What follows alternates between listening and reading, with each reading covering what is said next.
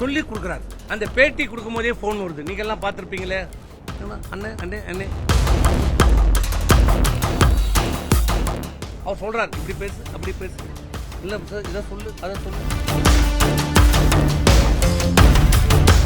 திமுக கூட்டணிக்கு நாங்கள் தான் சொன்னோம் என்று.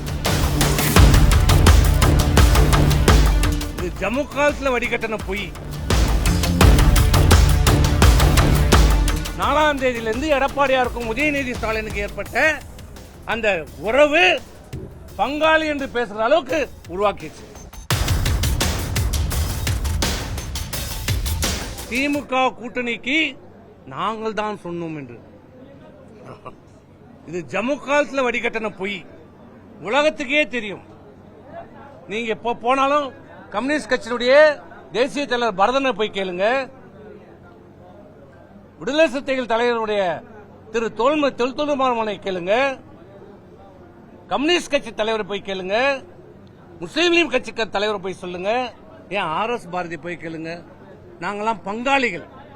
என்னைக்கு நாங்கெல்லாம் பங்காளியானோம்? என்னைக்கு பங்காளியானோம்? 4ஆம் தேதியிலிருந்து எடப்பாடியாருக்கும் உதயநிதி ஸ்டாலினுக்கு ஏற்பட்ட அந்த உறவு பங்காளி என்று பேசுற அளவுக்கு உருவாக்கிச்சு. திருமாவளவனை நான் முதலமைச்சராக்குவதற்கு சொன்னேன் என்று சொன்னேன். ஆமா சொன்னேன். நான் ஏற்கனவே பேட்டியில் சொல்லியிருக்கிறேன். ஏன் சொன்னேன், எப்ப சொன்னேன், எந்த நேரத்தில் சொன்னேன்? நீங்க சட்டமன்ற உறுப்பினர்கள் கூட்டத்தை உங்கள் வீட்டில் கூட்டினீர்கள். கூட்டி என்ன சொன்னீங்க? திமுக ஆதரவோடு நான் முதலமைச்சர் ஆவதற்கு ஆதரவு அளித்தார்கள். இப்போது சில கட்சிகள் அதில் ஒத்துக்கொள்ளவில்லை. அதனால் மாற்று திட்டமாக திருமாவளவனை முதலமைச்சராக்குவோம், மற்ற அமைச்சர்கள் எல்லாம் நீங்கள் எடுத்துக்கொள்ளுங்கள் என்று சொல்லுகிறார்கள் என்று சொன்னார். சொன்னபோது அது எப்படி நாம் ஏற்றுக்கொள்ள முடியும்? திமுக ஆதரவோடு நீங்கள் முதலமைச்சராவதை ஏற்றுக்கொள்ளுகின்ற போது ஏன் திருமாவளவனை முதலமைச்சராக்கிவிட்டு நீங்கள் மீதி இருக்கிற 30 அமைச்சர்களையும் அதிமுக ஆக்குவதில் என்ன தவறு என்று சொன்னேன். நான் அதை மறுக்கலையே.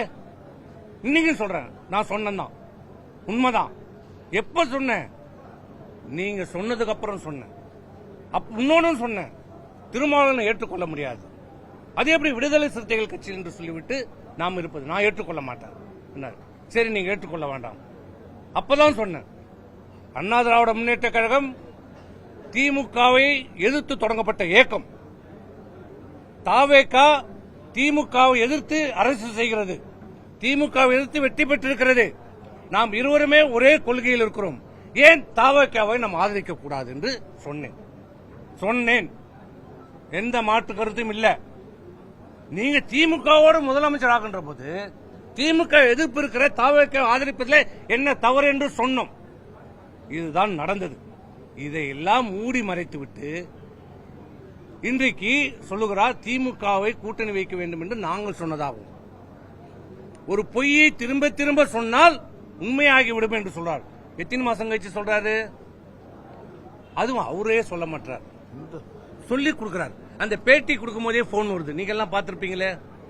அண்ணே அண்ணே அண்ணே அவர் சொல்றார், இப்படி பேசு அப்படி பேசு, இல்ல சார் இதை சொல்லு அதை சொல்லு, இல்ல லைவ்ல வேற போடுங்கன்னு உங்ககிட்ட கேட்கறாங்க. ஏன் அதை நீங்களே வந்து சொல்லுங்க, ஏன் தயங்குறீங்க? சொல்லுங்க.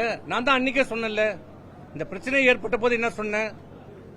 திமுகவோட கூட்டணி நீங்க வைக்கவில்லை என்பதை உங்கள் மனசாட்சிக்கு விரோதம் இல்லாம வாங்க, நான் சத்தியம் பண்றேன், நீங்க சத்தியம் பண்ண. இன்னி வரைக்கும் ஏன் பதில் சொல்லல? ஏன் சொல்லல?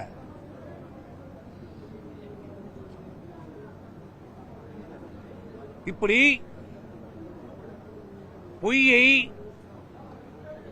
இன்றைக்கு பரப்பிக் கொண்டிருக்கிறார். தன் மீது இருக்கிற தவறை மறைப்பதற்காக சொல்லுகிறார். சொல்றார், இன்னொன்னு சொல்றார். அக்ரி கிருஷ்ணமூர்த்தி என்ன சொல்றார்? தேர்தலுக்கான தோல்வியை காரணத்தை இவர்கள் சொல்ல வேண்டும். ஆராயணும். யாரை கூட்டீங்க? மாவட்ட வாரியா கூட்டத்தை நடத்தினீங்க. இப்ப விழுப்புரத்தில் கூட்டத்தை நடத்தினீங்க. நான் எம்எல்ஏ, இந்த தேர்தலில் போட்டிட்டு வெற்றி பெற்றவன். சரி, என்னதான் உங்களுக்கு பிடிக்கல, என்ன கூப்பிடல, விட்டுருங்க.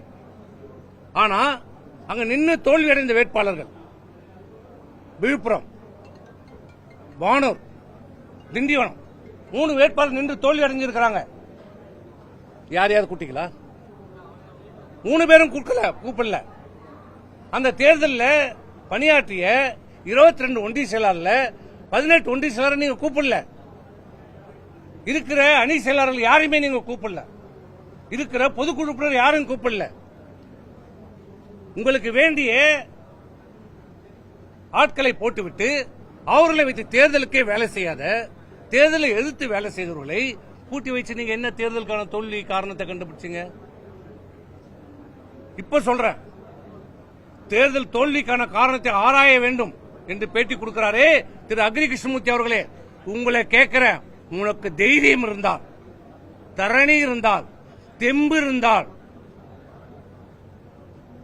நாளைக்கு எப்போது மாணவர்களும் நீ கூட்டத்தை கூட்டு, எங்களை அழை. நாங்க உண்மையான காரணத்தை சொல்றோம். நாங்க விதண்டாவாதம் பண்ண வரல, காரணத்தை சொல்றோம். ஏன் தோற்றோம், எதுக்காக தோற்றோம், என்னத்து காரணத்துக்காக தோற்றோம். இன்றைக்கு வாய்க்கையே பேசுகிறார் இந்த அக்ரி கிருஷ்ணமூர்த்தி. தோல்வி அடைந்து விட்டது காரணம் இந்த மாவட்ட செயலர். நான் கேட்கிறேன், திரு எடப்பாடி பழனிசாமி பொறுப்பேற்ற பிறகு, முதலமைச்சராக பொறுப்பேற்று, பொதுச் செயலராக பொறுப்பேற்று நடைபெற்ற 19 நாடாளுமன்ற தேர்தல், 21 சட்டமன்ற தேர்தல், அதுக்கு பிறகு இந்த உள்ளாட்சி தேர்தல், 24 நாடாளுமன்ற தேர்தல், அதுக்கு இடையில நடைபெற்ற இடைத்தேர்தல், 26 நாடாளுமன்றத்தில் எதற்காவது ஒரு பைசா இந்த விழுப்புரம் மாவட்டத்திற்கு கொடுத்திருக்கிறாரா? அப்புறம் எப்படி நீங்க எங்களை குற்றம் சாட்ட முடியும்?